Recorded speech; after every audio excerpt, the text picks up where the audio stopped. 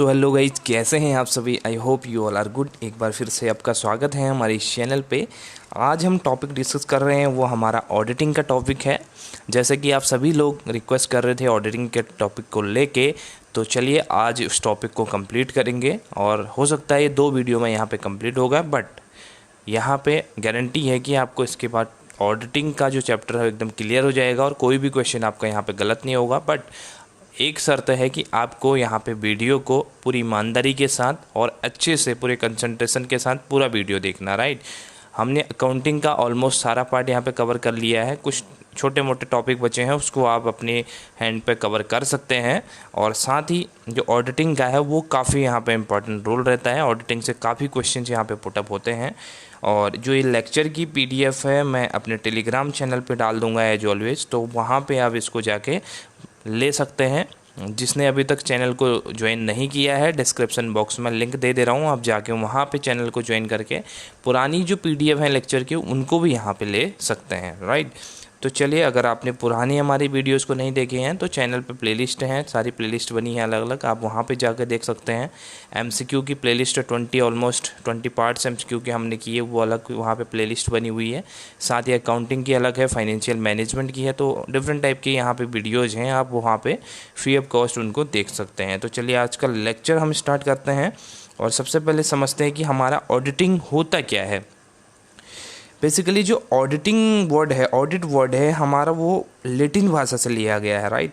इसका इवोल्यूशन जो हुआ था वो लैटिन वर्ड से हुआ था, जिसका अडायर से लिया गया था, ठीक है। अडायर वर्ड से इसको ड्राइव किया गया है, जिसका मीनिंग होता है हियर, टू हियर, मतलब सुनना किसी चीज़ को, राइट। अडायर का मतलब to hear. In early days, an auditor used to listen to the accounts read over by an accountant in order to check them. Auditing is an old age accounting, right?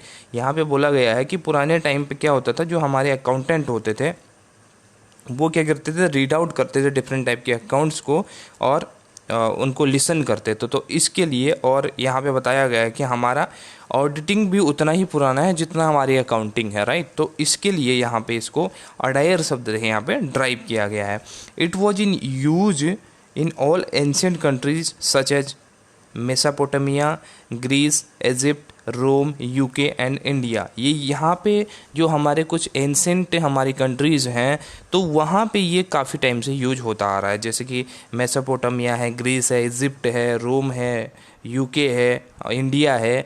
तो ये काफ़ी जो ancient time से इस पद्धति को use किया जा रहा है, क्योंकि आपको पता है जैसे अकाउंटिंग का ओरिजिन कहाँ हुआ था, तो इटली में हुआ था। बेसिकली जो फर्स्ट आपका अकाउंटिंग यूज की गई थी, double entry system, Lucas Pacioli, Italy में। तो इसी तरह से जो ये आपका स्पेशल ओरिजिन ऑडिटिंग का यहाँ पे एक बेसिक सा ओरिजिन नहीं है, बट ये काफ़ी टाइम से यहाँ पे यूज में होते आ रहा है, जैसे कि आपकी अकाउंटिंग यूज में होते आ रही है एंशिएंट टाइम से। The Vedas contain reference to accounts and auditing. और वेद में भी ये जो आपके अकाउंटिंग और ऑडिटिंग की जो चीज़ें हैं उनका यहाँ पे रेफरेंस आपको देखने को मिलता है।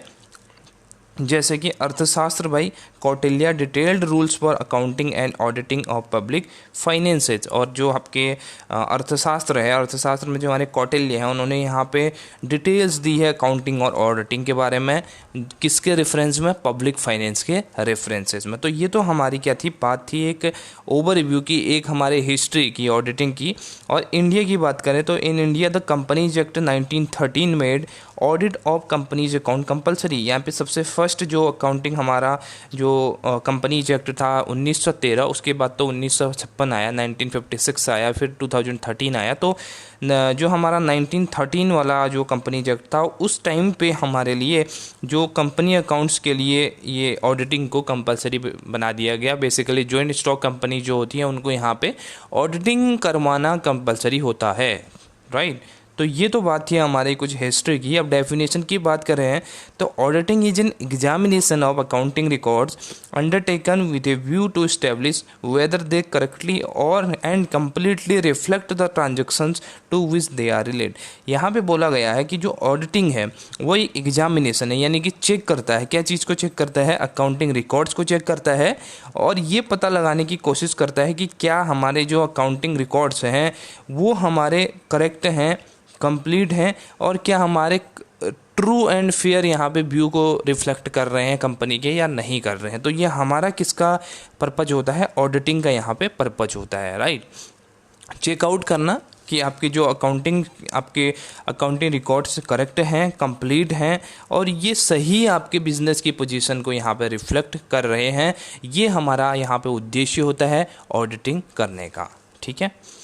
अब फीचर्स देख लेते हैं कुछ हमारे जो ऑडिटिंग के हैं। पहला फीचर है it is systematic and scientific examination of books of accounts of the business. ये हमारा एक सिस्टमेटिक होता है, राइट। सिस्टमेटिक और साइंटिफिक वे होता है हमारे बुक्स ऑफ अकाउंट्स को चेक करने का, राइट। ये डिफरेंट यहाँ पे कॉम्बिनेशन के थ्रू बनता है और इसका एक पूरा प्रोसेस यहाँ पे होता है जिसको हम साइंटिफिक प्रोसेस यहाँ पे बोलते हैं। और उसमें अलग अलग तरीके से इसमें हमारे जो बिज़नेस की बुक्स हैं उनकी यहाँ पे जांच की जाती है, उनकी यहाँ पे एग्जामिनेशन की जाती है, तो उसको कहा जाता है auditing. Audit is undertaken by an independent person और body of persons who are duly qualified for the job. यहाँ पे दूसरा जो करैक्टरिस्टिक है वो हमारा ये है फीचर ऑडिटिंग का कि जो ऑडिटिंग हर कोई नहीं कर पाएगा। जैसे आपके एक्सटर्नल ऑडिटिंग की हम बात करते हैं, अभी हम टाइप भी देखेंगे, बट बेसिकली जो एक्सटर्नल ऑडिटर की बात करते हैं तो वहाँ पे आपको एक इंडिपेंडेंट जो ऑडिटर है उसको यहाँ पे अपॉइंट करना पड़ता है और उसका जो इंटरेस्ट है वो कंपनी के किसी भी तरह से कंपनी के कंपनी के वेल्थ में कोई इंटरेस्ट नहीं होना चाहिए, वो इंडिपेंडेंट होना चाहिए। और दूसरी बात वो यहाँ पे एजुकेशनली क्वालिफाइड होना चाहिए, यानी कि वो चार्टर्ड अकाउंटेंट होना चाहिए, ठीक है। तो वही आपका जो बनता है ऑडिटर बनता है, ठीक। तो ये दूसरा आपका था। थर्ड है audit is a verification of the results shown by profit and loss account and the state of affair as shown by the balance sheet. Audit हमारा क्या चेक करता है, वेरीफाई करता है हमारे प्रॉफिट एंड लॉस अकाउंट को verify करता है और बैलेंस शीट को वेरीफाई करता है कि क्या ये हमारे बिजनेस की सही पोजीशन को दिखा पा रहे हैं, क्या ये ट्रू एंड फेयर पोजीशन को यहाँ पे दिखा पा रहे हैं या नहीं दिखा पा रहे हैं, राइट। ये तो बात हुई। और उसके बाद है audit is a critical review of system of accounting and internal control. ये आपका एक तरह से क्रिटिकल रिव्यू होता है जब हम बात करते हैं इंटरनल कंट्रोल की। एक्सटर्नल की बात भी करेंगे, इंटरनल की बात भी करेंगे। बेसिकली जो एक्सटर्नल होता है हम बाहर के व्यक्ति को हायर कर लेते हैं एक्सटर्नल में, और इंटरनल जो कंट्रोल होता है उसमें हमारे कंपनीज की ही कुछ एम्प्लॉयज़ और स्पेशल असाइंड पर्सन होते हैं, वो सारी चीज़ों को यहाँ पे मेंटेन करते हैं, अंदर की चीज़ों को करते हैं। जैसे बेसिकली चेकआउट करना, डिफरेंट टाइप के जो अकाउंट्स हैं उनको चेक करना, इंटरनल ऑडिटिंग करना, तो उसके कुछ पार्ट्स हैं उसको अभी देखेंगे। बस अभी इतना समझ लीजिए कि ये आपका एक तरह से क्या है, अगर हम इंटरनल की बात करें तो ये इंटरनल कंट्रोल है और अकाउंटिंग सिस्टम का इंटरनल कंट्रोल है। हमारे बिजनेस के लिए हम जो अकाउंटिंग सिस्टम यहाँ पे यूज कर रहे हैं तो उसको एक तरह से यहाँ पे सुपरवाइज करना, उसका यहाँ पे टाइम टू टाइम एनालिसिस करना, उस पर कंट्रोल करना, तो ये सब चीज़ें ऑडिट का काम है। Audit is done with the help of voucher document information and explanation received from the authorities। यहाँ पे बोला गया है कि ऑडिट हमारा क्या है, ऑडिट के अंदर हम क्या करते हैं, ऑडिट बाउचर्स के थ्रू यहाँ पे वेरिफिकेशन किया जाता है। बाउचर्स कैसे, क्या है बाउचर्स, अभी बाउचिंग को भी देखेंगे, बट समझ लीजिए कि कोई भी ट्रांजैक्शन हमने करी तो उस ट्रांजैक्शन के सपोर्ट में हम एक डॉक्यूमेंट को रखते हैं। फॉर एग्जांपल हमने कोई सेल करी तो उसमें हम क्या करते हैं, अपने पास हमारे पास एक रिसीविंग रहती है, तो उस रिसीविंग को ही हम क्या कहते हैं, बाउचर्स कहते हैं। तो ये ऑडिटिंग जो की जाती है वो हमारे बाउचर्स की हेल्प लेता है। डॉक्यूमेंट्स जो डिफरेंट टाइप के हमारे अकाउंटिंग के प्रोसीजर से रिलेटेड हैं, साथ ही हमारे कोई इन्फॉर्मेशन है हमारी बेसिक सी, या जो एक्सप्लेनेशंस हमें मिली है अथॉरिटीज़ से, तो ये सब चीज़ें जो हैं वो ऑडिटिंग के प्रोसीजर में यहाँ पे हेल्पफुल रहती हैं। नेक्स्ट है the auditor has to satisfy himself with the authority of the financial statement and report that they exhibit a true and fair view of the state of affairs of the concern। यहाँ पे बोला गया है कि जो auditor होता है उसका जो अल्टीमेट उद्देश्य होता है, अल्टीमेट जो एम होता है वो ये रहता है कि वो अपने आप को सेटिस्फाई कर पाए। किस चीज़ के लिए कर पाए, कि जो आपके फाइनेंशियल स्टेटमेंट है और आपके रिपोर्ट्स हैं डिफरेंट टाइप के, वो यहाँ पे ट्रू एंड फेयर व्यू यहाँ पे रिप्रेजेंट करने चाहिए। यानी कि कहने का मतलब जो ऑडिटर आपका अपॉइंट होगा तो वो ये ही चेक करेगा कि सारे जो आपके फाइनेंशियल स्टेटमेंट्स हैं और आपके जो रिपोर्ट्स हैं क्या वो बिजनेस की ट्रू एंड फेयर व्यू को रिप्रेजेंट करते हैं या नहीं करते हैं। अगर वो सेटिस्फाई होता है तो उस केस में अच्छा है, नहीं होता है तो उस केस में क्या होता है, कौन सी यहाँ पे रिपोर्ट बनती है, उसकी भी डिस्कशन हम करेंगे। ठीक है, तो अल्टीमेट जो उद्देश्य होता है वो यही होता है कि ऑडिटर अपने आप को सेटिस्फाई कर पाए कि आपका बिजनेस का जो ट्रांजैक्शंस हैं, रिपोर्टिंग है, सब कुछ ठीक है। फिर है the auditor has to inspect, compare, check, review, scrutinize the vouchers supporting the transactions and examine correspondence, minute books of the shareholder, directors, memorandum of association and article of association etc. in order to establish correctness of the books of account. यहाँ पे बोला गया है कि जो auditor है वो inspect करता है, कंपेयर करता है, इंस्पेक्ट मतलब चेक करना, कंपेयर करता है, चेक करता है, रिव्यू करता है, स्क्रूटनी करता है किसकी, वाउचर्स की। ठीक है, और साथ में जो ट्रांजैक्शंस हैं उनको यहाँ पे एग्जामिन करेगा, उनके कॉरस्पॉन्डेंस को एग्जामिनेशन करता है, उसकी जो एक तरह से जिस चीज़ से वो रिलेटेड होते हैं, जिस चीज़ से उसका संबंध रहता है, तो उस चीज़ से उसको रिलेट करते देखता है कि क्या ये ट्रांजैक्शन इसके सपोर्ट में है या नहीं है। ठीक है, और मिनट बुक्स भी चेक करता है शेयर होल्डर की, डायरेक्टर्स की मेमोरेंडम ऑफ एसोसिएशन चेक करेगा, और साथ ही आर्टिकल ऑफ एसोसिएशंस को भी वो यहाँ पे एक्सेस करने का यहाँ पे राइट रखता है। और इस सारे चीज़ों को करने का जो आपका फाइनल उद्देश्य है, जो आपका एम है, वो क्या है, इस्टेब्लिश करना correctness of the books of accounts, यानी कि आपके जो बुक्स ऑफ अकाउंट्स हैं उनको चेक करना, उनकी करेक्टनेस को बताना कि कितने ये करेक्ट हैं या नहीं हैं। ये आपका अल्टीमेट एम यहाँ पे हो जाता है ऑडिटिंग का। तो हमने कुछ देखे थे फीचर्स ऑडिटिंग के, आई होप ये क्लियर हैं, इसमें कुछ ज़्यादा एक्सप्लेनेशन की ज़रूरत नहीं है। तो हम आगे बढ़ते हैं। अब हमारा आता है ऑब्जेक्टिव, हमारे क्या क्या होते हैं। तो बेसिकली बात करें तो ऑब्जेक्टिव की, तो इसमें दो टाइप के ऑब्जेक्टिव हमारे होते हैं, एक तो प्राइमरी ऑब्जेक्टिव होता है और दूसरा हमारा सेकेंडरी ऑब्जेक्टिव होता है। प्राइमरी ऑब्जेक्टिव हमारा क्या होता है, प्राइमरी ऑब्जेक्टिव के अंदर हम सिर्फ ये चीज़ देखते हैं कि क्या बिजनेस की जो आपके बिजनेस का आपके फाइनेंशियल स्टेटमेंट्स हैं, डिफरेंट टाइप के आपके रिपोर्ट्स हैं, क्या वो फेयर एंड ट्रू व्यू यहाँ पे दिखा रहे हैं या नहीं दिखा रहे हैं, वो आपके बिजनेस के लिए ट्रू एंड फेयर पोजीशन को यहाँ पे रिफ्लेक्ट कर रहे हैं या नहीं कर रहे हैं, ये हमारा प्राइमरी ऑब्जेक्टिव होता है। ठीक है, as per section 227 of the companies act 1956 the primary duly objective of the auditor is to report to the owners whether the balance sheet gives a true and fair view of the company's state of affairs and the profit and loss gives a correct figure of profit and loss for the financial year। कहने का मतलब जो primary जो objective है आपका auditor का, वो क्या है कि आपके जो बिजनेस के ट्रांजैक्शंस हैं, बिजनेस के स्टेटमेंट्स हैं, बिजनेस के फाइनेंशियल स्टेटमेंट्स हैं, डिफरेंट टाइप के रिपोर्ट्स हैं, उनको चेक करना, और वो रिपोर्ट को अगर आपके ट्रू एंड फेयर पोजीशन आपके बिजनेस की दिखा रही है तो उस रिपोर्ट को आपके शेयर होल्डर्स को यहाँ पर रिप्रेजेंट करना, ये आपका प्राइमरी ऑब्जेक्टिव है ऑडिटिंग का। ठीक है, अब बात करते हैं सेकेंडरी ऑब्जेक्टिव की। It is also called the incidental objective, इसको इंसिडेंटल ऑब्जेक्टिव भी बोलते हैं, as it is incidental to the satisfaction of the main objective. The incidental objective of auditing are, यहाँ पे जो इंसिडेंटल ऑब्जेक्टिव है या इनको हम सेकेंडरी ऑब्जेक्टिव बोल रहे हैं, वो आपके सपोर्ट में होते हैं जो आपके प्राइमरी ऑब्जेक्टिव है। मेन जो ऑब्जेक्टिव है वो तो हमारे ध्यान में रहना चाहिए कि ऑडिटर को सिर्फ ये चीज़ें चेक करनी है कि आपके बिजनेस में जो ट्रांजैक्शंस हुई हैं, बिजनेस की जो स्टेटमेंट्स हैं, बिजनेस की जो रिपोर्ट है, वो सब कुछ सही हैं और वो आपकी ट्रू एंड फेयर पोजीशन को यहाँ पे दिखा रही है। ये आपका प्राइमरी है। बट इसके सपोर्ट में कुछ और जो है, अपनी जो ऑडिटर है वो अपनी यहाँ पर राय दे सकता है, या अपनी जो एक तरह से हम कह सकते हैं अपनी एक्सपर्टाइज़ का यहाँ पे जो बेनिफिट है वो यहाँ पे कंपनीज़ को दे सकता है। तो वो आपके क्या आ जाएंगे, सपोर्टिंग के तौर पे आ जाएंगे, और इनको हम सेकेंडरी ऑब्जेक्टिव बोलेंगे और इनको हम इंसिडेंटल ऑब्जेक्टिव भी बोल देते हैं। इसमें है दूसरा, फर्स्ट इसका सेकेंडरी ऑब्जेक्टिव है detection and prevention of the fraud.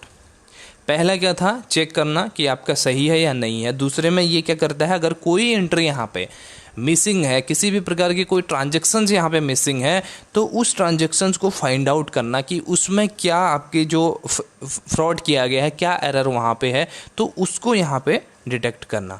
दूसरा है detection and prevention of errors. Fraud और एरर्स की दोनों की यहाँ पे बात की गई है। पहली चीज़ तो उसको प्राइमरी ऑब्जेक्टिव की जब बात करें तो सिर्फ चेक करना है कि whether it is fair and true और नॉट, ठीक है, ये तो बात हुई प्राइमरी की। सेकेंडरी की बात होती है तो उसमें वो क्या कर सकता है कि अगर कोई ट्रांजैक्शन, कोई स्टेटमेंट यहाँ पे अनफेयर है तो उस केस में वो पता लगा सकता है कि ये क्यों अनफेयर है, क्यों ये सही पोजीशन यहाँ पे नहीं दिखा रही है, और उसको प्रिवेंट करने के यहाँ पे तरीके भी वो बता सकता है, अपनी राय दे सकता है। तो ये चीज़ें हमारी सेकेंडरी ऑब्जेक्टिव में यहाँ पे इंक्लूडेड हो जाती हैं, ठीक है।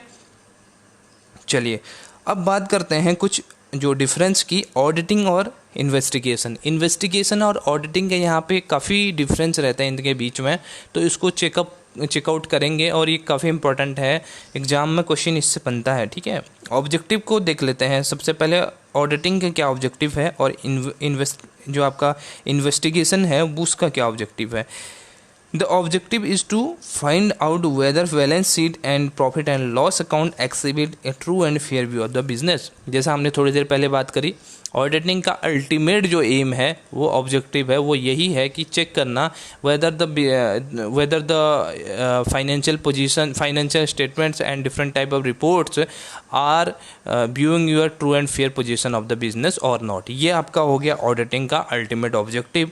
और इन्वेस्टिगेशन का क्या रहता है, it is undertaken to know the essential facts about a matter under inquiry. यानी कि ये जो इन्वेस्टिगेशन होती है बेसिकली आप इसको मान सकते हैं, जैसे आपने कहीं पे कोई क्राइम हो गया तो पुलिस डिपार्टमेंट के लोग जो आते हैं वो इन्वेस्टिगेशन करते हैं, किसी भी फैक्ट्स को चेक करना, किसी भी फैक्ट्स का कोई भी मैटर हो जाता है तो उससे रिलेटेड फैक्ट्स को यहाँ पे फाइंड आउट करना, वो आपका इन्वेस्टिगेशन होता है। It is done with some special purpose of the view. जैसे कि कोई क्राइम हो गया तो वहाँ पे क्राइम सीन में आके वो लोग क्या करते हैं, फॉरेंसिक की टीम आती है, वो इन्वेस्टिगेशन करती है, डिफरेंट टाइप के यहाँ पे सबूत उठाती है और उनका यहाँ पे एग्जामिनेशन किया जाता है आपके फॉरेंसिक लैब में, जिससे आपको यहाँ पे कुछ फैक्ट्स यहाँ पे मिल सके उससे रिलेटेड जो आपके क्राइम हुआ था। ये आपका इन्वेस्टिगेशन हो गया। पीरियड की बात करते हैं। पीरियड हमारा जो आपका ऑडिटिंग का है, it is usually covers 1 accounting year. Basically हम एक अकाउंटिंग ईयर के अंदर ही ऑडिटिंग करते हैं, बट यहाँ पे इंटरिम ऑडिटिंग पे होता है, उसको अभी डिस्कस करेंगे। बट जनरल वे में हम बात करें तो ये 1 साल के अंदर आपका कंडक्ट होता है एक बार। It may cover more than 1 accounting year, यानी कि आपका जो इन्वेस्टिगेशन है वो लंबी भी प्रक्रिया चल सकती है। ऑडिटिंग के अंदर हम बेसिकली मान के चलते हैं कि 1 साल के अंदर सारा सब कुछ सेटलमेंट कर दिया जाएगा और जो रिकॉर्ड भी लिया जाएगा तो वो 1 अकाउंटिंग ईयर का लिया जाएगा, क्योंकि हर साल अगर अकाउंटिंग होती है तो पुराने रिकॉर्ड को नहीं देखा जाता, नए रिकॉर्ड को, हर साल के उस साल के जो रिकॉर्ड हैं उनको यहाँ पे देखा जाता है। तो ये आपका किसकी बात हो गई, ऑडिटिंग की। बट यहाँ पे जब हम बात कर रहे हैं हमारे इन्वेस्टिगेशन की, तो उस केस में हमारा 1 साल से ज़्यादा का डेटा भी यूज किया जा सकता है। फॉर एग्जांपल आप मूवी में देखते हो कि एक क्या होता है, एक क्राइम होता है तो उसमें 10 साल 15 साल पुरानी केस की फाइल भी यहाँ पे रीओपन हो जाती है, तो उसको भी यहाँ पे एग्जामिनेशन करना पड़ता है। तो इस केस में आपका क्या है, इन्वेस्टिगेशन में 1 साल से ज़्यादा का भी यहाँ पर डेटा कवर किया जा सकता है, राइट। फिर बात करते हैं conducted. It is conducted for proprietors only. जो आपका ऑडिटिंग है वो प्रोप्राइटर्स के लिए आप यहाँ पे कंडक्ट करते हैं, यानी कि बिजनेसमैन के लिए आप यहाँ पे कंडक्ट करते हो। बट जो इन्वेस्टिगेशन है वो किसके लिए होता है, it is carried out on the behalf of any party interested in the matter. और ये जो इन्वेस्टिगेशन है वो जो उस पार्टी के लिए होता है जो उसमें इंटरेस्टेड है। इंटरेस्टेड मतलब वो उस चीज़ से रिलेटेड है। जैसे कि कोई क्राइम हुआ तो वहाँ पे लोग क्या करते हैं, एफआईआर करवाने के लिए थाने में जाते हैं, तो जिसने एफआईआर करवाई वो हो गई इंटरेस्टेड पार्टी, तो उस इंटरेस्टेड पार्टी के बेनिफिट के लिए वो इन्वेस्टिगेशन यहाँ पे की जाएगी। फिर है स्कोप। जो आपका ऑडिटिंग है, it is restricted to balance sheet and profit and loss account. यानी कि यहाँ पे क्या बात की है, आपके जो ऑडिटिंग है वो आपके balance sheet and profit and loss account तक ही यहाँ पे रेस्ट्रिक्ट रहती है। स्कोप इसका नैरो स्कोप रहता है काफ़ी, क्योंकि ये फाइनेंशियल स्टेटमेंट्स तक ही हमारे सीमित रहती है, वही इसने यहाँ पे वेरीफाई करना है, उन्हीं चीज़ों को यहाँ पे चेक करना है। बट जो आपका इन्वेस्टिगेशन है इसका स्कोप काफ़ी वाइडर रहता है, ठीक है। It may be carried out beyond balance sheet, यानी कि अगर हम बात करें, जनरल सी बात करें, अगर कोई भी यहाँ पे चीज़ हम इन्वेस्टिगेट कर रहे हैं तो उसके अंदर हम सिर्फ बैलेंस शीट को ही नहीं लेंगे, बल्कि जो भी चीज़ें कंपनी के किसी भी जिस चीज़ के लिए हमने इन्वेस्टिगेशन की है उसको इफ़ेक्ट करती हैं, तो सारी चीज़ों को हमको यहाँ पे कंसिडर करना पड़ेगा, चाहे उसमें आपके एम्प्लॉयज़ भी इसमें शामिल हो जाएंगे इन्वेस्टिगेशन के अंदर, ठीक है। ये स्कोप की बात करी। अब है हमारा कंपल्सन की बात। Audit is legally compulsory for company. यहाँ पे ऑडिट की बात करें तो मैंने आपको बताया कि जो जॉइंट स्टॉक कंपनीज हैं उनके लिए ऑडिट कराना कंपलसरी यहाँ पे कर दिया गया, बट यहाँ पे ये वॉलंटरी है, जो इन्वेस्टिगेशन है वो वॉलंटरी है। It is required under certain circumstances. मैंने थोड़ी देर पहले भी आपसे डिस्कस किया कि जो इन्वेस्टिगेशन है वो स्पेशल केसेस में की जाएगी, स्पेशल सर्कमस्टेंसेज के अंदर ही इसको कंडक्ट किया जाएगा। बट ऑडिटिंग आपके जनरल वे में भी, यहाँ पे general course of the business के दौरान भी आप यहाँ पे कंडक्ट करवा सकते हैं, ठीक है। और जो ऑडिटिंग है it may be conducted at the end of the year. जो आपका ऑडिट है बेसिकली इसको एंड ऑफ द ईयर यहाँ पे जो किया जाता है, बल्कि क्योंकि सारे जो हमारे फाइनेंशियल स्टेटमेंट्स हैं वो एंड में बनते हैं हमारे, जब हमारा एंड ख़त्म होता है 31 ऑफ मार्च को, तो उस टाइम उसके बाद यहाँ पे उस समय इसको कंडक्ट किया जाता है ऑडिटिंग को, सारे हमारे जो फाइनेंशियल स्टेटमेंट्स हैं वो यहाँ पे प्रिपेयर होने के बाद। बट जो हमारा इन्वेस्टिगेशन है वो यहाँ पे आपके अकॉर्डिंग टू नेचर कभी भी यहाँ पे कंडक्ट किया जा सकता है, ठीक है। तो ये हमारे, और फिर टाइम की बात करते हैं। टाइम की बात हमने कर ली, अब रिपोर्ट की बात कर रहे हैं। रिपोर्ट की बात करें तो form of report is prescribed, it is presented to the share holder. जो भी रिपोर्ट बनेगी, जो ऑडिट की रिपोर्ट बनेगी, वो यहाँ पे किसको रिप्रेजेंट की जाएगी, हमारे शेयर होल्डर को रिप्रेजेंट की जाएगी। और प्रिस्क्राइब्ड फॉर्म है इसका, यानी कि ऐसे फॉर्म में बनेगा कि जो प्रिस्क्राइब्ड है, पहले से यहाँ पे बना हुआ है, तो उस चीज़ को यहाँ पे शेयर होल्डर को किया जाएगा यहाँ पे सबमिट। और ये जो आपका इन्वेस्टिगेशन है ये भी आपका प्रिस्क्राइब्ड है, और ये आपका किसको सबमिट किया जाएगा, जो आपके क्लाइंट हैं।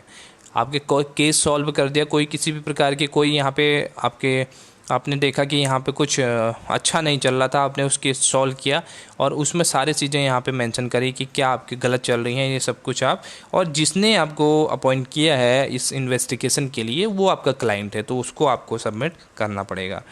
फिर रिपोर्ट है, और अपॉइंटमेंट की बात करते हैं। अपॉइंटमेंट ये थोड़े नीचे ऊपर हो गए हैं। अपॉइंटमेंट की बात करते हैं। Owners appoint the auditor. आपके जो ऑनर्स हैं, ऑनर्स बेसिकली आपके इक्विटी शेयर होल्डर्स को माना जाता है कंपनी के, तो वही यहाँ पे जो आपका फर्स्ट हम मानते चलते हैं ऑडिटर, उसकी अपॉइंटमेंट यहाँ पे करते हैं। और जब हम बात करते हैं इन्वेस्टिगेटर की, तो even third party can appoint an investigator. Investigator को कोई भी यहाँ पे अपॉइंट कर सकता है। इट डजंट मीन कि वो आपका जो ऑनर है या नहीं है, थर्ड पार्टी भी कुछ ना कुछ इंटरेस्ट अगर उसका उसमें है तो उसको आपको इन्वेस्टिगेटर अपॉइंट कर सकती है। फिर क्वालिफ़िकेशन की अगर बात करें तो statutory auditor must possess proper qualification. जो आपके स्टैट्यूटरी ऑडिटर है उसको यहाँ पे आपके एक क्वालिफ़िकेशन पहले से प्रिस्क्राइब्ड है, जैसे आपके CA इसको होना चाहिए, चार्टर्ड अकाउंटेंट। तो ये आपका यहाँ पे क्वालिफ़िकेशन जो प्री डिटरमाइंड है वो है। और बट जो इन्वेस्टिगेशन है वो यहाँ पे आपके एम्प्लॉय भी कर सकता है, ठीक है। Even a employ preferably a chartered accountant may be appointed as investigator. Investigator के लिए आपको चार्टर्ड अकाउंटेंट होना बहुत ज़रूरी नहीं है, मतलब कंपलसरी नहीं है, बट प्रेफरली किया जाता है कि अगर चार्टर्ड अकाउंटेंट है तो और अच्छा है। बट यहाँ पे एम्प्लॉय भी इन्वेस्टिगेशन का पार्ट बन सकते हैं, ठीक है। अब लास्ट इसका है difference. Audit is not generally undertaken. री ऑडिट यहाँ पे जनरली नहीं किया जाता है, जबकि इन्वेस्टिगेशन में री इन्वेस्टिगेशन आपका दोबारा भी अंडरटेक किया जा सकता है, क्योंकि ऑडिट के अंदर एक बार रिपोर्ट बन गई, आपने रिपोर्ट सबमिट कर दी तो that will be final report. But investigation के अंदर आपने किसी भी प्रकार का कोई आपने इन्वेस्टिगेट करने की कोशिश की, अगर उसका रिजल्ट यहाँ पे सही नहीं आया तो उस केस में उस इन्वेस्टिगेशन को दूसरे जो आपके व्यक्ति है उसको सौंप के दोबारा उस इन्वेस्टिगेशन को यहाँ पर स्टार्ट की जा सकती है। इसका एग्जाम्पल, बहुत अच्छा एग्जाम्पल आप सीधे सीधे वहाँ से भी ले सकते हो, जो डिपार्टमेंट डिपार्टमेंट ऑफ पुलिस की हम बात कर रहे हैं, अगर कोई भी केस यहाँ पे ओपन होता है तो उस केस में आप क्या करते हो, अगर वो सॉल्व हो जाता है तो बहुत सारी मूवी में आपने देखा होगा कि वो गलत आदमी को यहाँ पे क्या कर लेते हैं, टारगेट कर लेते हैं, उसको जेल में भेज देते हैं। तो उसके बाद एक हीरो निकल के आता है और उस हीरो क्या करता है, दोबारा सब केस ओपन करता है, दोबारा इन्वेस्टिगेशन करता है और लास्ट में रिजल्ट कुछ और ही हमारे सामने होता है। तो ये आपका क्या हो गया, इन्वेस्टिगेशन आपके सामने हो गया। ठीक है, तो ये तो कुछ डिफरेंसेस थे हमारे जो हमें समझना ज़रूरी है ऑडिटिंग और इन्वेस्टिगेशन के बीच में। आई होप ये आपका क्लियर है। चलिए अब पढ़ते हैं आगे और यहाँ पे समझते हैं अकाउंटिंग और ऑडिटिंग के बीच में डिफरेंस, क्योंकि हमें ऑडिटिंग और अकाउंटिंग सेम हमारा प्रोसेस नहीं है, बल्कि इसमें काफ़ी यहाँ पे डिफरेंसेस हैं। तो उन डिफरेंसेस को हम यहाँ पे समझने की कोशिश करते हैं। सबसे पहले मीनिंग की बात करते हैं। आपका जो अकाउंटिंग है वो है, it is recording of all the day to day transactions in the books of accounts leading to preparation of the financial statement. यानी कि जो फाइनेंशियल स्टेटमेंट बनाने के लिए हम डे टू डे ट्रांजेक्शन्स है उसको अपने बुक्स ऑफ अकाउंट्स में यहाँ पे नोट करते हैं, तो उसको हम बोलते हैं अकाउंटिंग। बट ऑडिटिंग की बात करें तो it is the critical examination of the transaction recorded in the books of account. जो आपके जितने भी आपने ट्रांजेक्शन्स अपने बुक में रिकॉर्ड करी हैं अपने फाइनेंशियल स्टेटमेंट को बनाने के लिए, तो उन रिकॉर्डिंग एंट्रीज का आपके फाइनेंशियल स्टेटमेंट के साथ यहाँ पे क्रिटिकल एनालिसिस जब किया जाता है तो उसको हम बोलते हैं ऑडिटिंग करना। ठीक है, नेक्स्ट नेचर की बात करते हैं। It is concerned with the finalisation of the account. यानी कि आपके जो अकाउंटिंग है वो आपके फाइनलाइजेशन यानी कि फाइनल अकाउंट्स तक बनाने तक ही यहाँ पे कंसर्न है। यानी कि फाइनल अकाउंट बनाने का ही मेन उद्देश्य हमारा अकाउंटिंग का रहता है। बट आपके जो ऑडिटिंग है वो कंसर्न रहती है हमारे किससे, establishment of reliability of financial statement. यानी कि आपके जो फाइनेंशियल स्टेटमेंट है वो रिलायबल हैं या रिलायबिलिटी यहाँ पे शो कर रहे हैं या नहीं कर रहे हैं, तो वो चेक करता है हमारा ऑडिटिंग का प्रोसेस। नेक्स्ट है आपका ऑब्जेक्ट्स। ऑब्जेक्ट की अगर बात करें तो object is to ascertain the trading result. आपका जो बेसिकली अकाउंटिंग है वो आपका क्या असर्टेन करता है, क्या यहाँ पे आपका प्राप्त करता है, तो वो आपका निकाल के देता है आपका जो भी ट्रेडिंग रिजल्ट होता है उसको। जैसे हमारे फाइनेंशियल स्टेटमेंट बनते हैं तो फाइनेंशियल स्टेटमेंट के अंदर आप क्या करते हो, पीएनएल के अंदर हमारा नेट प्रॉफिट निकल के आता है, तो वो आपका क्या है, ट्रेडिंग रिजल्ट है एक तरह से। और साथ ही आपके बैलेंस शीट में एसेट्स एंड लायबिलिटीज होती हैं तो वो भी आपका रिजल्ट है किसका, ट्रेडिंग रिजल्ट का। तो इस केस में आपका ट्रेडिंग रिजल्ट निकल के आता है अकाउंटिंग में। और जो ऑडिटिंग है उसकी केस में object is to certify the correctness of the financial statement. ये आपका जो ऑब्जेक्ट है ये है कि आप जो करेक्ट फाइनेंशियल पोजीशन है उसको दिखाना, ठीक है, वो दिखा रहा है या नहीं दिखा रहा है इस चीज़ का पता लगाना और आपके फाइनेंशियल स्टेटमेंट को मैच करना ही आपका ऑडिटिंग का क्या है, ऑब्जेक्टिव यहाँ पे हो जाता है। अब नेक्स्ट बात करते हैं accounting commerce when books keeping and. यानी कि जो आपकी बुक कीपिंग जहाँ पे ख़त्म होती है वहाँ पे आपकी अकाउंटिंग शुरू होती है, बट जहाँ पे अकाउंटिंग ख़त्म होती है वहाँ फिर आपका ऑडिटिंग स्टार्ट होता है। इस चीज़ को ध्यान में रखेंगे। नेक्स्ट आपका है स्कोप की बात करते हैं। It involves various financial statement, it involves maintenance of books and accounts, it does not go beyond books of account. और अकाउंटिंग की बात की गई है तो ये आपके सिर्फ बुक्स ऑफ अकाउंट्स तक ही यहाँ पे सीमित रहता है, ये आपके बियॉन्ड नहीं जाता बुक्स ऑफ अकाउंट से। ठीक है, तो बुक्स ऑफ अकाउंट्स के अंदर ही ये जो बिजनेस के ट्रांजेक्शन्स हैं उनको यहाँ पे रिकॉर्डिंग पे ध्यान देता है, जबकि आपके ऑडिटिंग है ये आपके क्या करती है, depends upon the agreement of upon the provisions and law, it goes beyond books of account. ये आपके बुक्स ऑफ अकाउंट से भी बियॉन्ड यहाँ पर जा सकता है इफ़ इट इज़ नेसेसरी। ठीक है, तो चेक करने के लिए आपके बुक्स ऑफ अकाउंट्स तक ही ये यहाँ पे सीमित नहीं रहता है, उसके अलावा बाउचर्स को चेक करता है, डिफरेंट टाइप के आपके जो रिकॉर्ड्स हैं उनको चेक करता है। तो ये चीज़ें आपके ऑडिटिंग के अंदर होती हैं। तो आई होप ये आपके क्लियर है डिफरेंस इनके बीच में। जो डिफरेंस हमने देखा वो था हमारे अकाउंटिंग एंड ऑडिटिंग के बीच में डिफरेंस। अब यहाँ पे देखते हैं हमारे कुछ जो हमने बात करी अभी, बार बार हम एक वर्ड को यूज कर रहे हैं, ट्रू एंड फेयर व्यू। तो वो क्या चीज़ है, ट्रू एंड फेयर व्यू का मतलब यहाँ पे क्या होता है, तो उसका मतलब हमारे पास होता है the accounts are said to be true and fair. Number 1 case when the profit and loss shown in the profit and loss account is true and fair. हमने जब प्रॉफिट एंड लॉस अकाउंट अपना check कर रहे हैं तो उसमें हमारा जो अमाउंट है वो यहाँ पर ट्रू है, यानी कि सही है, और फेयर है, यानी कि अच्छा बिजनेस के लिए ठीक है, बिजनेस की ट्रांजेक्शन रिलेटेड है तो उससे आपके लिए ट्रू है, एकदम से हम कह सकते हैं कि जो सपोर्टिंग एंट्रीज हैं वो यहाँ पे सही हैं, तो उसको हम क्या बोलेंगे, ट्रू एंड फेयर बोलेंगे।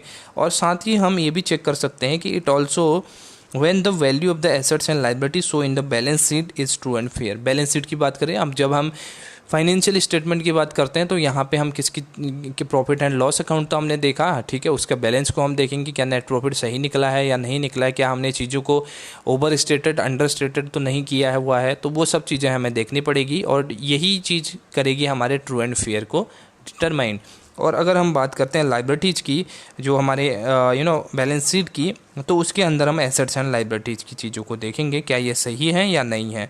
अब इसके अंदर हम क्या चीज़ें देखेंगे बैलेंस शीट के अंदर, पहली चीज़ तो ये कि क्या आपने अकाउंटिंग प्रिंसिपल्स को फॉलोअप किया है, जो आपके गैप होती है, जनरल एक्सेप्टेड अकाउंटिंग प्रिंसिपल जो आपके होते हैं, क्या इनका आपने यहाँ पे यूज सही से किया है या नहीं किया है, अकाउंटिंग प्रिंसिपल्स को आपने ध्यान में रखा है या नहीं रखा अपने अकाउंट्स को प्रिपेयर करते वक्त। नंबर 1 तो आपका ये आ जाएगा। दूसरी चीज़ आप देखेंगे नो विंडो ड्रेसिंग और secret reserve. Window dressing basically आपका क्या होता है, आप ऐसी चीज़ें बिजनेस अपने जो आपके स्टेटमेंट्स हैं उसमें करते हो जिससे बाहर के व्यक्ति को लगता है कि आपके बिज़नेस की पोजीशन बहुत अच्छी है, जबकि असल में रियल में आपकी बिज़नेस की पोजीशन उतनी अच्छी नहीं होती। फॉर एग्जांपल आप क्या करते हो, अपने क्लोजिंग स्टॉक को ओवर स्टेटेड कर देते हो, अपने पास जितना स्टॉक है उससे आप बढ़ा देते हो, अपनी एसेट्स को आप ओवर स्टेटेड कर देते हो, अपनी एसेट्स की वैल्यू को आप बढ़ा देते हो, अपनी लाइबिलिटी को आप अंडर स्टेटेड कर देते हो। अपनी लाइबिलिटी आपने देखा कि कोई भी बिजनेसमैन देखेगा, वो देखता है कि आपके बिज़नेस में कितना कर्जा लिया हुआ है। अगर बिज़नेस में एसेट्स से आपकी बहुत अच्छी पोजीशन है एसेट्स में, तो वो आपका एक तरह से अच्छा माना जाता है। और साथ ही आपकी लाइबिलिटीज़ कम है तो अच्छा बिज़नेस के लिए, और साथ ही आपका जो प्रॉफिट है वो कितना ज़्यादा है। अगर आपने ओवर स्टेटेड कर दिया हर चीज़ को, तो यहाँ पे प्रॉफिट भी ऑटोमेटिकली ओवर स्टेटेड हो जाएगा। तो इस केस को हम बोलते हैं यहाँ पे विंडो ड्रेसिंग। और साथ ही सीक्रेट रिजर्व को भी यहाँ पे आपका देखना पड़ेगा। फिर है डिस्क्लोज ऑल मटेरियल फैक्ट्स। और यहाँ पे किसी भी प्रकार का जो बिज़नेस से रिलेटेड है, मटेरियल फैक्ट्स का मतलब है कोई भी मैटर बिज़नेस से रिलेटेड, तो वो सारे आपके डिस्क्लोज होने चाहिए, ठीक है। आपका अकाउंटिंग का full disclosure of accounting principle भी बोलता है कि जो सब चीज़ें हैं हर एक बिज़नेस से रिलेटेड जो भी चीज़ें हैं उनको आपको सबको डिस्क्लोज करना पड़ेगा। तो ये भी आपके ट्रू एंड फेयर व्यू के अंदर आ जाता है। लीगल रिक्वायरमेंट्स, आपने जो अपने बिज़नेस के लिए, बिज़नेस को स्टार्ट करने के लिए, बिज़नेस को रन करने के लिए जो भी लीगल रिक्वायरमेंट्स, चाहे लाइसेंसिंग का है, चाहे टैक्सेशन का है, चाहे आपके कोई भी किसी भी प्रकार का आपके लीगल जो रिक्वायरमेंट्स हैं, क्या उनको आपने फुलफ़िल किया है या नहीं किया है तो आपके ट्रू एंड फेयर व्यू में आ जाएगा। अगर नहीं किया है तो आपके बिज़नेस के कहीं ना कहीं यहाँ पे गड़बड़ी है और इस चीज़ को असर्टेन किया जाएगा, ठीक है। तो ये सब चीज़ें, 4 चीज़ें जो थी बेसिक सी, वो आप किया जाएंगे ट्रू एंड फेयर व्यू के अंदर। और ये क्लीन है तो आप मान सकते हैं कि आपका business true and fair position यहाँ पे दिखा रहा है। चलिए अब यहाँ पे बात करते हैं एरर्स एंड फ्रॉड्स की। जैसे हमने बात करी, हमने अकाउंटिंग ऑडिटर को अपॉइंट किया, ऑडिटर ने यहाँ पे देखा और चेक किया कि whether it is showing true at fair position of business और नॉट। तो और उसके बाद अगर कोई यहाँ पे फ्रॉड या आपका एरर्स यहाँ पे आता है तो उस केस में वो उसको चेकआउट करता है। तो उन्हीं की हम बात करेंगे यहाँ पे, क्या एरर क्या होती है और क्या टाइप के हमारे एरर हो सकते हैं। सबसे पहले डेफिनेशन की बात करते हैं। Error refers to unintentional misstatement और misdescriptions in the record of books of accounts by the books keeper. यहाँ पे बोला गया है कि एरर आपके क्या होते हैं, आपके अनइंटेंशनल हो सकती हैं, कि ज़रूरी नहीं है कि वो इंटेंशनल हो। कहीं पे एरर आपका ऑटोमेटिकली भी हो जाता है, जानबूझकर किया भी नहीं जाता, ठीक है, वो अपने आप हो जाता है, तो वो भी आपके एरर में आ जाएगा। और साथ में आपका मिस स्टेटमेंट है, आपके ने कोई यहाँ पे स्टेटमेंट को एक तरह से आपके मैनिपुलेट करने की कोशिश की है, और साथ में आपने मिस डिस्क्रिप्शंस दिया है, किसी भी जो रिकॉर्डेड ट्रांजैक्शंस है उसके डिस्क्रिप्शंस जो आपके चेक करी वो यहाँ पे गलत है। तो ये सब चीज़ें आपकी किस में आ जाएंगी, आपके एरर्स में यहाँ पे आ जाती हैं। In other words they are unintentional mistake arising on account of the negligence और इग्नोरेंस। यहाँ पे बोला गया है कि जो भी आपके नेग्लिजियंस और इग्नोरेंस के थ्रू कोई भी यहाँ पे बिजनेस के अंदर मिस्टेक अराइज होती है उसको हम क्या बोलते हैं, यहाँ पे फ्रॉड या एरर्स बोलते हैं। अगर एरर्स तब कहलाएंगे जब अनइंटेंशनल होगी। अनइंटेंशनल मतलब जब जानबूझ के नहीं की गई। अगर जानबूझ के की गई है तो उसको हम बोलते हैं फ्रॉड। इंटेंशनल होगी तो उसको हम बोलेंगे फ्रॉड। अनइंटेंशनल के केस में वो हो जाएगी एरर। अब हमारे पास एरर को हम ब्रॉडली दो यहाँ पे पार्ट में डिवाइड करते हैं। एक होता है प्रिंसिपल एरर, दूसरा होता है क्लरिकल एरर। अब इन चीज़ों को समझते हैं। प्रिंसिपल एरर का मतलब होता है जब भी हम अपने बिजनेस के ट्रांजैक्शंस को रिकॉर्ड करते हैं तो एक फिक्स अपने जो प्रिंसिपल्स बने हैं, हमारे गैप के प्रिंसिपल्स हैं हमारे, तो उनको यहाँ पे फॉलो अप करके चलते हैं। ठीक है, जैसे कि आपका डिफरेंट टाइप के हैं। जैसे आपका डेप्रिसिएशन चार्ज किया जाता है किससे, आपके कि बिज़नेस आपका कभी ख़त्म नहीं होगा। ठीक है, परपेचुअल सक्सेशन आपके बिज़नेस का, इस वजह से डेप्रिसिएशन को यहाँ पे चार्ज करना ज़रूरी होता है। और साथ ही मटेरियलिटी कॉन्सेप्ट कहता है कि आपके बिज़नेस से रिलेटेड जो भी चीज़ें हैं उन्हीं चीज़ों को आप शामिल कीजिए, बिज़नेस से रिलेटेड नहीं है तो उनको आप शामिल ना कीजिए। ठीक है, मनी मेजरमेंट कॉन्सेप्ट आपका क्या ये भी बोलता है। ठीक है, उसी तरीके से बहुत सारे आपके कॉन्सेप्ट एंड प्रिंसिपल्स हैं, तो उनको फॉलोअप करना पड़ता है। अगर उनको आपने फॉलोअप नहीं किया है, उनको आपने यहाँ पे फॉलोअप नहीं किया, तो वो एरर आपके हो जाएंगे प्रिंसिपल एरर है। ठीक है, दीज यहाँ पे पढ़ लेते हैं। These error arise generally when the principles of the accountancy are not observed while recording a transaction. और जैसे कि बेसिक से हमारा डबल एंट्री सिस्टम है। डबल एंट्री सिस्टम में हम क्या करते हैं, हमारे जो रूल है, रूल के अकॉर्डिंग हम क्या करते हैं, अगर हमारी एसेट यहाँ पे इंक्रीज हुई, ठीक है, तो हम उसको क्या करते हैं, डेबिट करते हैं। अगर लाइबिलिटी हमारी इंक्रीज होती है तो हम उसको क्रेडिट करते हैं। अगर आपने इस चीज़ को फॉलोअप नहीं किया, फॉर एग्जांपल आपके पास कैश आया तो आपने कैश को डेबिट करना चाहिए था, बट आपने उसको क्रेडिट कर दिया, तो इस केस में आपने वायलेशन किया अपने प्रिंसिपल, जो हमारे अकाउंटिंग प्रिंसिपल्स हैं उनका। तो उस केस में आपका जो एरर माना जाएगा वो माना जाएगा प्रिंसिपल एरर। सेकंड एरर जो है क्लरिकल एरर। क्लरिकल एरर का मतलब है आपने किसी भी प्रकार का जो आपने एरर किया, जैसे आपने गलत अमाउंट चढ़ा दी, गलत अकाउंट को डेबिट क्रेडिट कर दिया, तो और जिसके अकाउंट में नहीं डालना था उसके डेबिट को आपने क्रेडिटर्स को डेटर्स बना दिया, डेटर को क्रेडिटर बना दिया, या इस तरह की जो भी चीज़ें होंगी वो सारी आपकी क्लरिकल एरर में आ जाएंगी। These error arise on account of negligence of the accounting staff. Accounting staff की गलती से जो भी चीज़ें होती हैं उसको हम क्लरिकल एरर बोलेंगे। They are called technical error. Clerical error में भी further divided as error of omission, error of commission, duplicating error and compensating error। अब यहाँ पे बोला गया है कि जो आपके स्टाफ्स की वजह से, आपके बिजनेस के स्टाफ्स की वजह से, उनकी नेग्लिजियंस की वजह से कोई भी एरर यहाँ पे देखने को मिलता है तो वो आपका क्लरिकल एरर होता है। क्लरिकल एरर को फर्दर यहाँ पे डिवाइड किया गया है। इसको फर्स्ट है आपका error of omission, error of commission, duplicate error और कंपनसेटिंग एरर। ये काफ़ी हमने इसके कम से कम हमने नहीं भी किए, इसके 20 से 30 MCQ हमने किए हैं जो आपके एरर से रिलेटेड हैं। ठीक है, इसको डिटेल में आप देख सकते हैं वीडियो में जाके। थोड़ा भी हमें डिस्कस कर लेते हैं एरर ऑफ ओमिशन की। एरर ऑफ ओमिशन होता है हमारा कि कोई भी एंट्री हमने पूरी तरीके से छोड़ दी। कोई भी एंट्री हमने, जैसे हमने कुछ चीज़ें परचेज की हमने, तो उस परचेजिंग की एंट्री को पूरा हम यहाँ पर रिकॉर्ड करना हमारा स्टाफ भूल गया, तो वो हमारा हो जाएगा error of omission. Error of commission का मतलब है कोई एंट्री हमने गलत कर दी, यानी कि हमने यहाँ पे डेबिट करना था 500 रुपये, हमने डेबिट कर दिया 50 रुपये।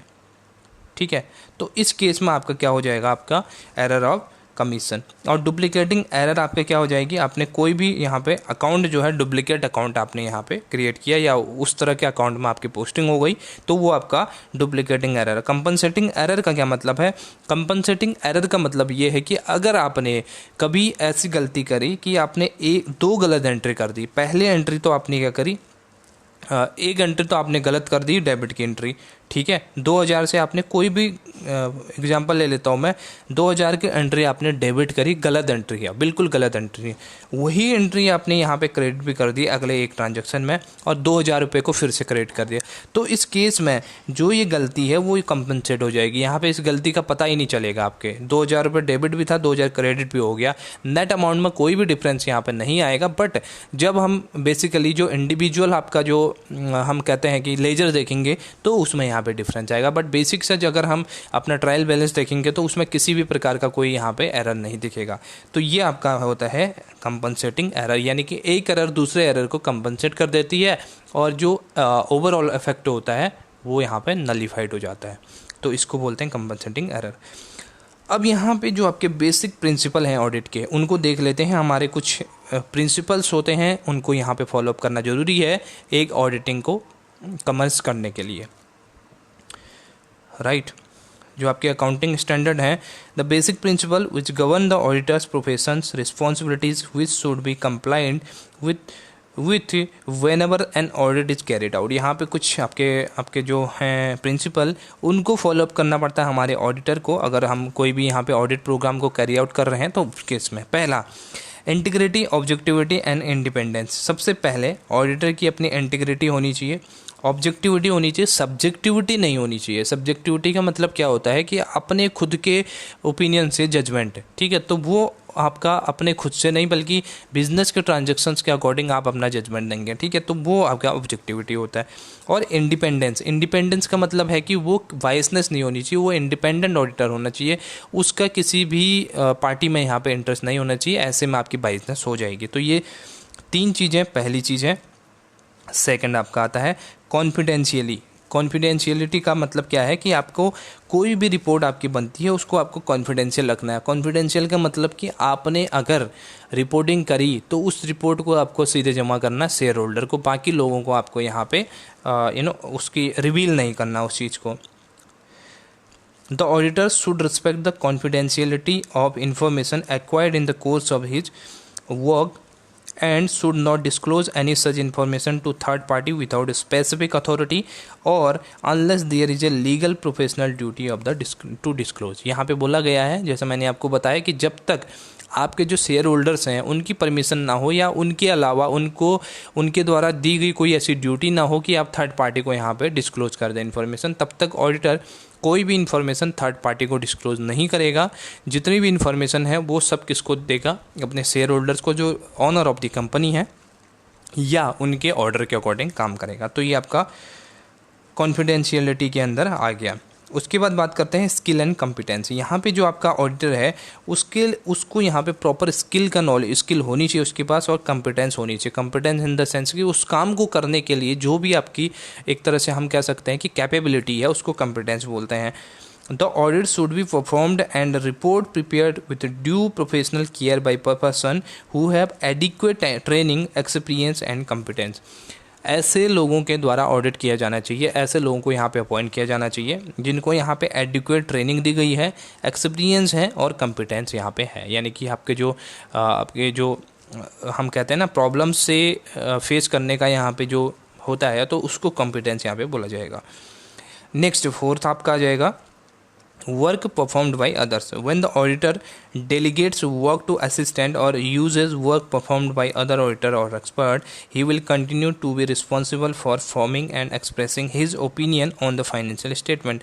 अगर वो क्या करता है, अपने कोई असिस्टेंट वो लेके आया, तो वो अपने जो कंपनी का काम है, कंपनी के जो ऑडिटिंग का काम है, अगर वो अपने किसी असिस्टेंट को यहाँ पे ट्रांसफ़र करता है कोई भी काम, तो अगर उसमें किसी भी प्रकार की डिस्क्रिपेंसी आती है तो उस केस में आपका जो ऑडिटर है वो खुद यहाँ पे रिस्पॉन्सिबल रहेगा, क्योंकि जो काम है उसके द्वारा ट्रांसफ़र किया गया है, जो नेक्स्ट जो थर्ड उसके जो बंदा है उसको काम दिया है ऑडिटर ने, ठीक है। तो अगर उसमें कोई भी प्रकार की गलती यहाँ पे होती है तो उस केस में आपका रिस्पॉन्सिबल कौन होता है, जो आपका ऑडिटर है वो यहाँ पे रिस्पॉन्सिबल हो जाएगा। Documentation, the auditor should document matter which are important in providing evidence that the auditor was carried out in the accordance with the basic principle. यानी कि जो आपका ऑडिटर है उसको जो भी इम्पोर्टेंट डॉक्यूमेंट है उसका डॉक्यूमेंटेशन करना टाइम टू टाइम बहुत ज़रूरी है, क्योंकि और ये documentation according to accounting principles यहाँ पे होना चाहिए, ठीक है, जो कि कंपनी के कंपनी की डिटेल यहाँ पे बताएगा, और कंपनी में जितना भी काम हमने ऑडिटिंग के अंदर जितना भी किया है तो उसका एक प्रॉपर डॉक्यूमेंटेशन यहाँ पे होना ज़रूरी होता है। Audit evidence, the auditor should obtain sufficient appropriate audit evidence through the performance and the compliances and sustainability test procedure। ठीक है, तो यहाँ पे बताया गया है कि आपके ऑडिट एविडेंस भी यहाँ पे प्रॉपर होने चाहिए, कि आपने अगर कोई एंट्री यहाँ पे मिली आपको, या कोई भी ट्रांजैक्शन आपको मिली, वो आपने कहा कि ये गलत एंट्री है, तो उसके बेस पे क्यों गलत है, उसके जो आपके उसके पीछे की जो एविडेंस है वो आपके प्रॉपर एविडेंस यहाँ पे होना चाहिए, ठीक है, यही बात यहाँ पे कही गई है। फिर है accounting system and internal control, the auditor should gain an understanding of the accounting system and related internal control. जो ऑडिटर है उसको यहाँ पे नॉलेज होनी चाहिए अकाउंटिंग सिस्टम की तो नॉलेज होगी, साथ में उसको इंटरनल कंट्रोल की भी यहाँ पे नॉलेज होनी चाहिए, जिससे कि वो सारी चीज़ों को कवर कर पाए।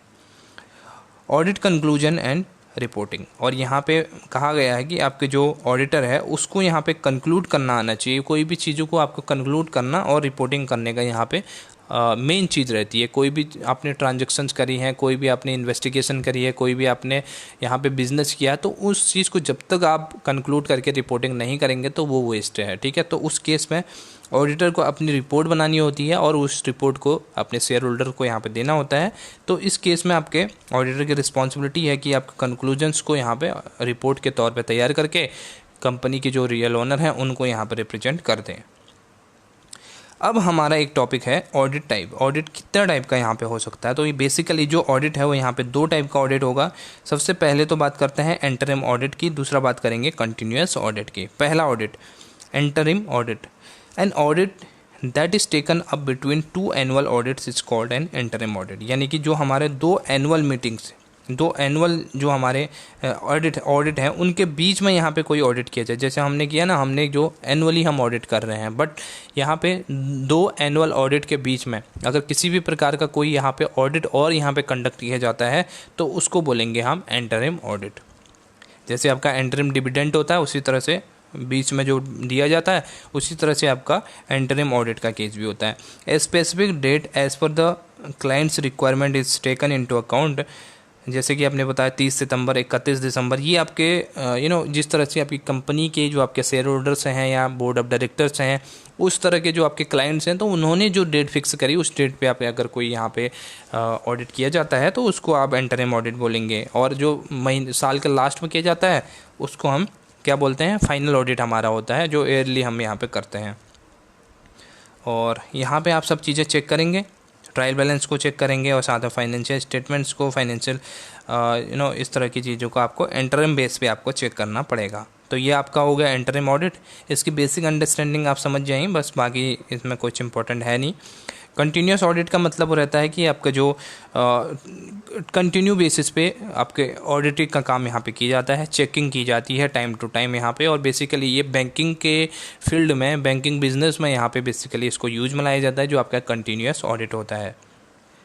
A continuous audit is one in which the auditor's staff is engaged continuously in checking and accounts of the client during the whole year round, or when the purpose the staff attend at quite frequent intervals, say weekly basis during the financial period। यहाँ पे बोला गया है कि जो आपका auditor होता है वो कंटिन्यूसली आपके अकाउंट्स को चेक करता है, आपके जो बिज़नेस के ट्रांजैक्शंस हैं उनको कंटिन्यूस बेसिस पे यहाँ पे चेक करता है। और बेसिकली जो चेकिंग का टाइम यहाँ पे बताया गया है वीकली बेसिस पे भी यहाँ पे बताया गया है। कंटिन्यूसली मतलब वीकली, जैसे 1 हफ्ते का हुआ तो 1 हफ्ते के अंदर जितने भी ट्रांजैक्शन हुआ उनको यहाँ पे वेरीफाई कर लेना कि क्या ये सही हुए हैं या नहीं हुए हैं।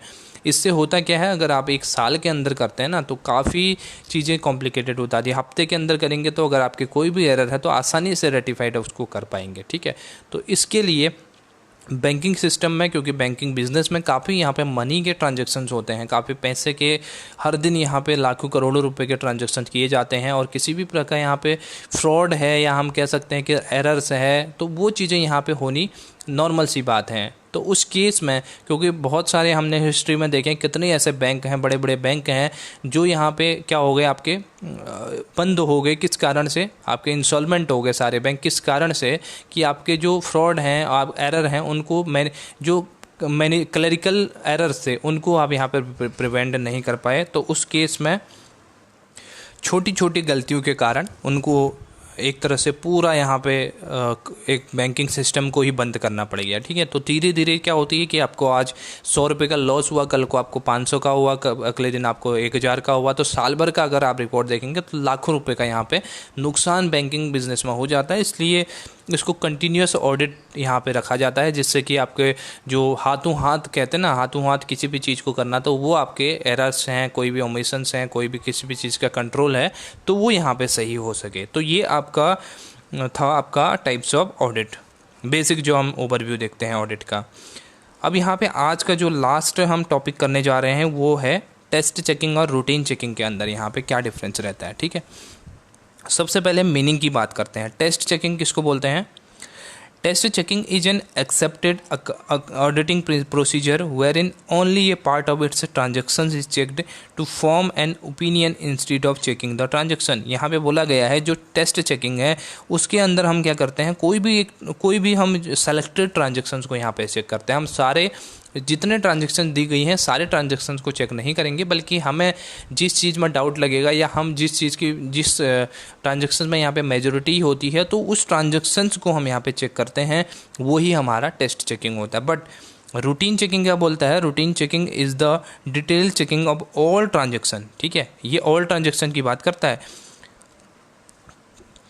जैसे आपके ऑल ट्रांजेक्शन्स जहाँ पे बात करी गई है, और aspect such as cast, subcast, carry forward और इसके अलावा calculation etcetera in the subsidiary books, checking of posting into the ledger, casting of ledger accounts and extraction of the their balance etcetera. यहाँ पे डिफरेंट टाइप की जो आपके business के transactions हैं उनको सभी को यहाँ पे चेक किया जाएगा रूटीन चेकिंग के अंदर। बट जो आपके टेस्ट चेकिंग के अंदर है वहाँ पे सेलेक्टेड जो आपके एंट्रीज हैं, सेलेक्टेड ट्रांजेक्शन है, उनको ही चेक किया जाता है, क्योंकि उन पे ही किसी भी न किसी प्रकार का यहाँ पे डाउट होता है, तो उस चक्कर में यहाँ पे उनको चेक किया जाता है। ऑब्जेक्टिव क्या है, ऑब्जेक्टिव आपके टेस्ट चेकिंग का है to obtain a reasonable level of the satisfaction about all transaction but verifying a few representative transaction called sample. यहाँ पे क्या बात करी गई है, इसका क्या ऑब्जेक्टिव है कि हम जो सैंपल किसको बोलते हैं, हम कोई भी हमारा पॉपुलेशन होता है, ये हमारा पॉपुलेशन है। पॉपुलेशन इन द सेंस जो पूरा एरिया हमने ले लिया, ये पूरा पॉपुलेशन है, इसमें हम पूरी स्टडी नहीं कर पाएंगे। ये एरिया हमने लिया बट हम कोई भी स्टडी है पूरे पॉपुलेशन के अंदर नहीं कर पाते। हम इसका छोटा सा एक पार्ट ले लेते हैं, उसकी स्टडी करते हैं।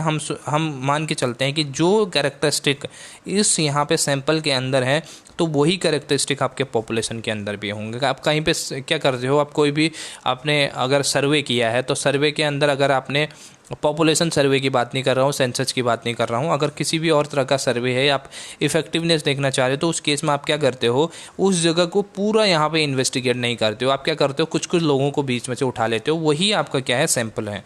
तो इसके अंदर एक तरह से सैंपलिंग की जाती है, किसके अंदर, टेस्ट चेकिंग के अंदर। आप क्या करते हो, सारे ट्रांजेक्शन्स को नहीं लेते हो, बल्कि आप कुछ ट्रांजेक्शन को उठाते हो जिनको सैंपल बोलते हैं, और ये मान के चलते हैं कि यही सैंपल आपके पॉपुलेशन को रिप्रेजेंट करेंगे, यानी कि होल जो ट्रांजेक्शन्स हैं उनको यहाँ पे रिप्रेजेंट करेंगे। अगर ये सही निकलते हैं तो आप सही मानेंगे, अगर पूरे ट्रांजेक्शन्स को अगर ये गलत निकलती है तो आप दोबारा यहाँ पे चेकआउट करेंगे। बट जो रूटीन चेकअप है उसके अंदर क्या होता है, to verify the arithmetical accuracy and of the entry. जहाँ पे ऑब्जेक्टिव क्या है, एक तो अर्थमेटिक एक्यूरेसी यानी कि सही आपका किया है नहीं किया है, आपने जोड़ घटाना जो भी है वो चेक करता है। To verify the accuracy of posting of the ledger, यानी कि आपने कोई जनरल एंट्री अपने लेजर में से, आपने जो जनरल से लेजर में पोस्टिंग करी है क्या वो सही जगह की है, इसको भी चेक करना। To check that the ledger accounts have been correctly balanced, आपने लेजर अकाउंट को सही से बैलेंस किया है नहीं किया है, आपने कहीं ऐसा तो नहीं है कि आपने डेबिट तो किया बट आपने क्रेडिट करना छोड़ गए, ये इस तरह से। To ensure that no figures are altered after checking, यानी कि ये इंश्योर करना कि आपने किसी भी फिगर को यहाँ पे अल्टर नहीं किया, यानी कि बदला नहीं है चेकिंग के बाद। तो ये सब काम किसके ऑब्जेक्टिव हैं, ये आपके जो आप यहाँ पे कर रहे हो रूटीन चेकअप का। ठीक है, ये आपका हो गया रूटीन चेकिंग का। और जो हम बात कर रहे हैं टेस्ट चेकिंग की, उसके अंदर सैंपलिंग की जाती है। अब बात करते हैं एडवांटेजेस की।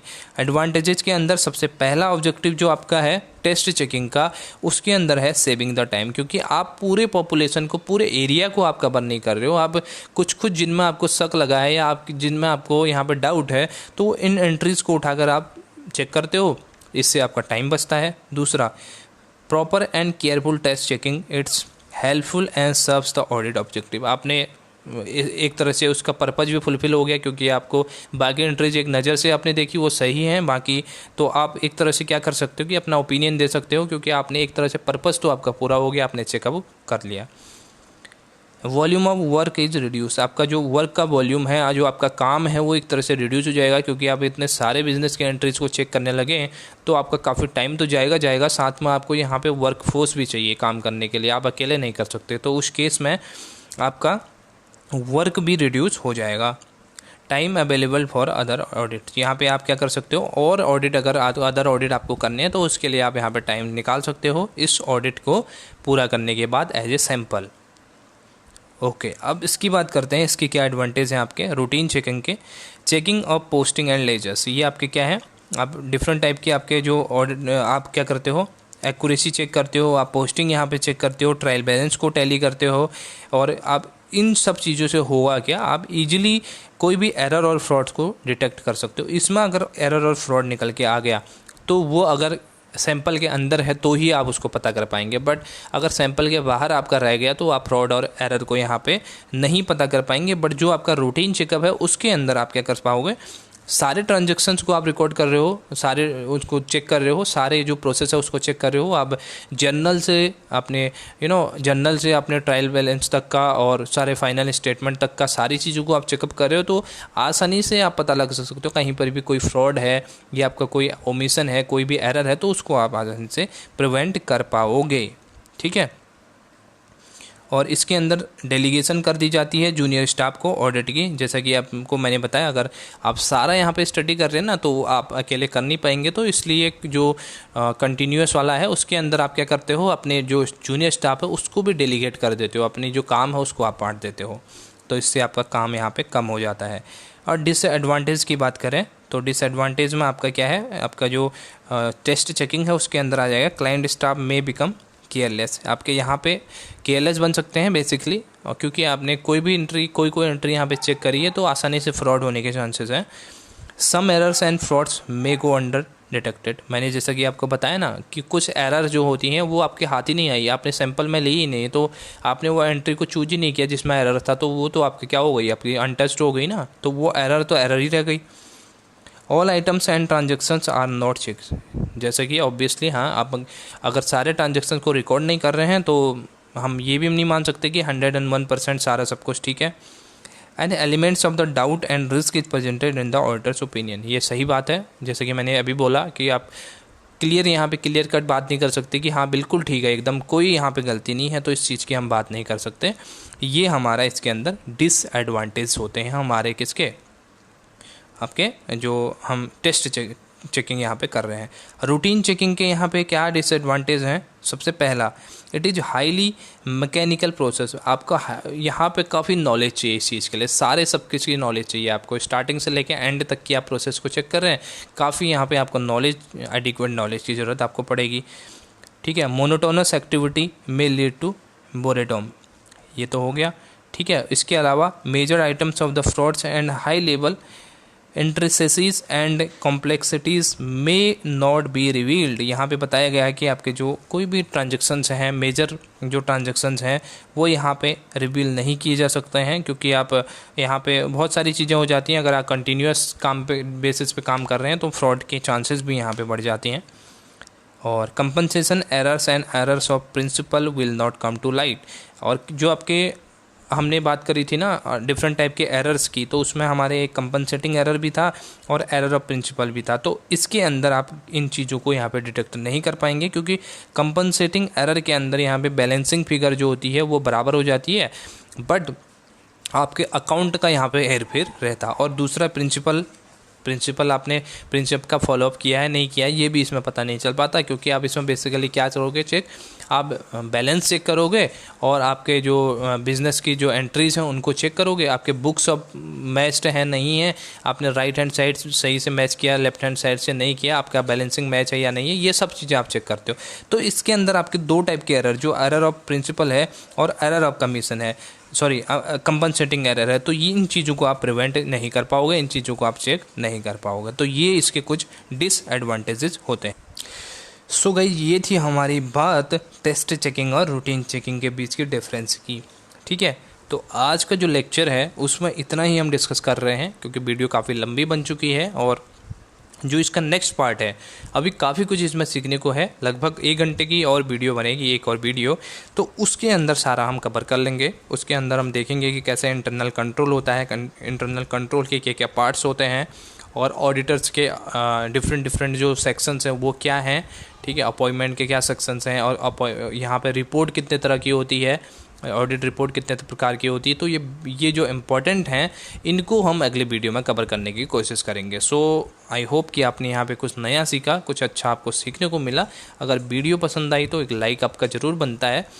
ठीक है, तो मिलते हैं फिर नई वीडियो के साथ। चैनल पर नए हैं तो सब्सक्राइब जरूर कर लें ताकि आपको अगली वीडियो का ऐसे ही नोटिफिकेशन मिल पाए। Thank you so much for watching, take care, bye bye.